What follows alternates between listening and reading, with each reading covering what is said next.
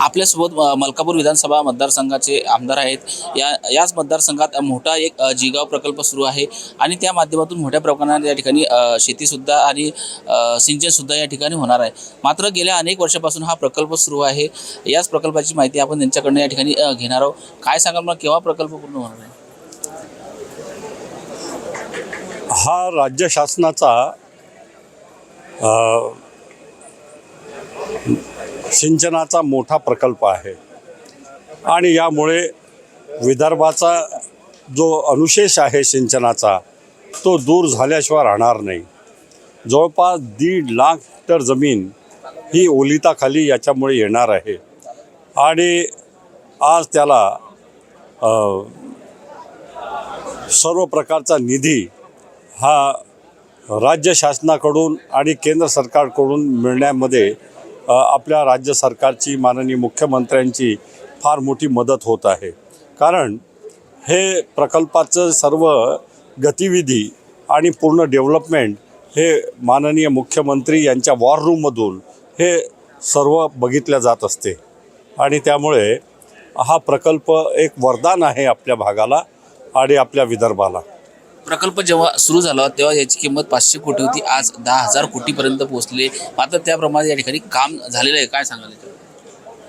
काम मोठ्या प्रमाणामध्ये चालू आहे आणि ज्यावेळेस हा प्रकल्प आपण सुरू केला त्यावेळेस याची किंमत कमी होती, परंतु जसजशा सुधारणा अजून याच्यामध्ये केल्या जात आहे.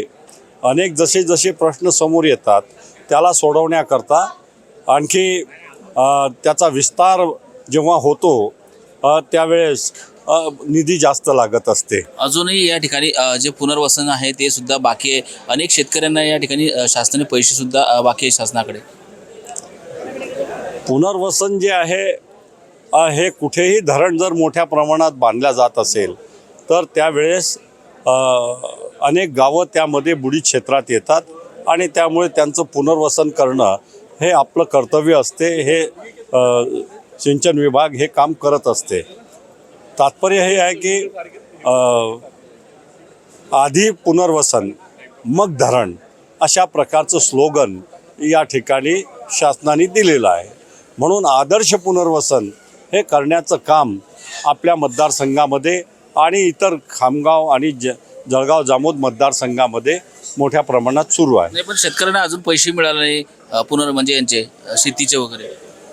ज्या गावाचं पुनर्वसन झालं त्यावेळेस त्या सर्व शेतकऱ्यांना त्यांचा मोबदला देण्यात आलेला आहे आणि ज्या गावांना आता दुसऱ्या टप्प्यामध्ये तिसऱ्या टप्प्यामध्ये घेतलेले आहेत त्यांना काही पैसे त्यांच्या जमिनीचे हे देण्यात आले आणि गावठाणाचा जो काही प्रश्न आहे त्यांचा मूल्यांकन ते अवॉर्ड झाल्याबरोबर त्यांना पैसे देण्यात येतात आणि थोडंसं मागे पुढे होत असते, परंतु असा कोणताही शेतकरी नाही की ज्याला पूर्ण मूल्यांकन मिळालेलं नाही आहे.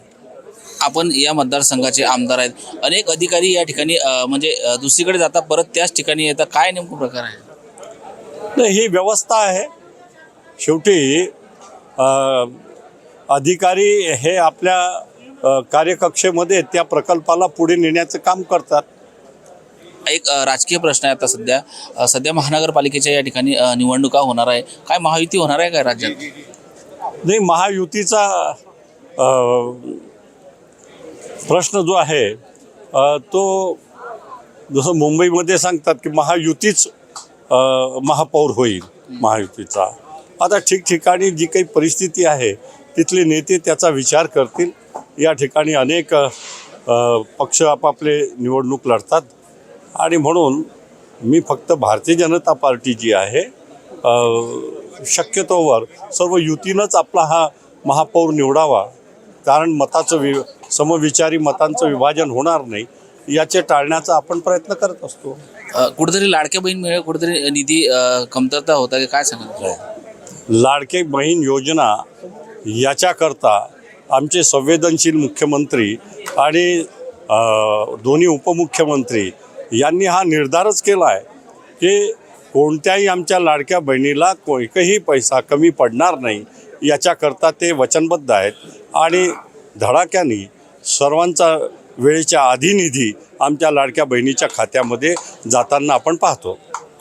तुम्हाला किती एका वर्षात किती निधी मिळाला आतापर्यंत? काय निधी किती मिळाला आपण? आणि अशा अनेक योजना आहेत की ज्याच्यामध्ये निधी मिळतो आहे. लाडक्या बहिणीचा काही परिणाम झाला नाही, काहीच नाही, कोणताच परिणाम नाही. बहिणीला दिल्यानं उलट वाढत असते, कमी कधीच होत नसते. हे धर्म आणि शास्त्रात सांगितलेलं आहे. नक्कीच या ठिकाणी आपल्यासोबत मलकापूर विधानसभा मतदारसंघाचे आमदार होते. त्यांनी आपल्याला जिगाव प्रकल्पावरती या ठिकाणी सांगितलेलं आहे. Shivaji Mamankar, prime time Maharashtra, Nagpur.